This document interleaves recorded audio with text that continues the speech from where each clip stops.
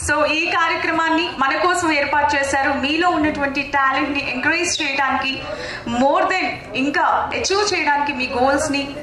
ఎందుకంటే ఒక అవార్డు అనేది రావడం వల్ల ఏమవుతుంది అంటే ఆటోమేటిక్ గా మనలో ఉన్నటువంటి టాలెంట్ ఏదైతే ఉంటుందో అది ఆటోమేటిక్ గా ఇంక్రీజ్ అయిపోయి ఇంకా బాగా మనలో ఉన్న నైపుణ్యాన్ని లైక్ దట్ ఆ టాలెంట్ ని ఎక్కువగా బయటకి తీయడానికి ఆస్కారం ఉంటుంది అనమాట.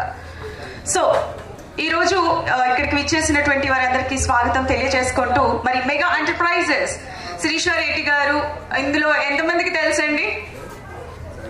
వెరీ గుడ్, మోర్ దెన్ అందరికీ తెలుసు అనమాట.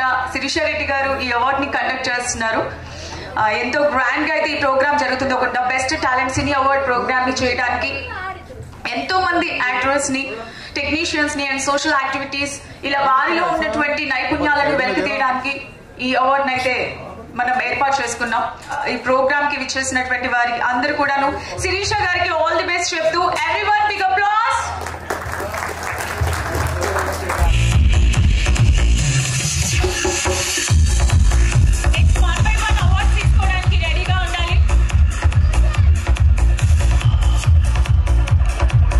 జీవన Jyothi serial fame, congratulations. Ready ma'am.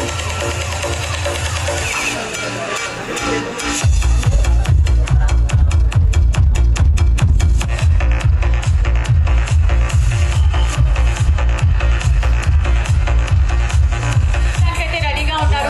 మాయలోడు movie అనగానే మనకు గుర్తొచ్చేటటువంటి ఒక వండర్ఫుల్ సాంగ్ చినుకు చినుకు అవార్డ్ విన్నర్ కార్తిక్ మల్లేష్ గారు, యాక్షన్ ఫైటర్.